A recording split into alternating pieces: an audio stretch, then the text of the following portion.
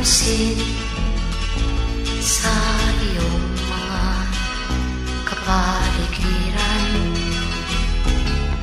Kay dumi na ng hangin, pati na ang mga ilog natin. Hindi nga masama ang pag-unlad at malayo-layo na rin ang ating narating. Ngunit masdan mo ang tubig sa dagat, dati kulay asul, ngayon'y naging itim.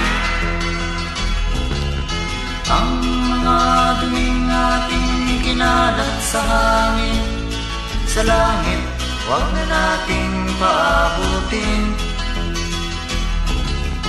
Upang kung tayo'y pumanaw man sa sariwang hangin, sa langit natin matitikman. Mayroon lang akong hinihiling, sa aking pagpanaw sana ay tag-ulan.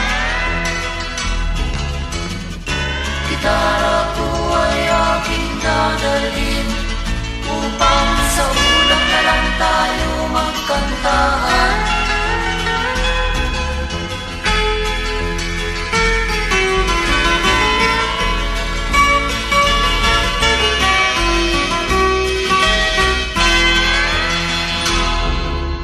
Ang mga bata ngayon lang isinilang, may hangin pa kayang matitikman?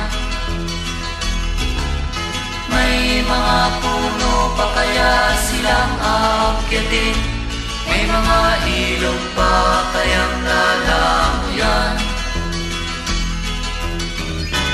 Bakit di natin pag-isipan ang nangyayari sa ating kapaligiran? Hindi nga masama ang pag-unlad kung hindi nakakasira ng kalikasan. Darating ang panahon, mga ibong dala ay wala nang madadapuan. Masdan mo ang mga punong dati ay kay tatag, ngayon'y namamatay dahil sa ating kalukuhan.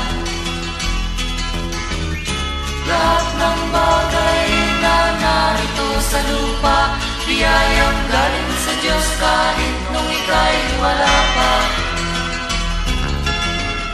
Ingatan natin at huwag nang sirain pa, pagkat pag kanyang dinawi tayo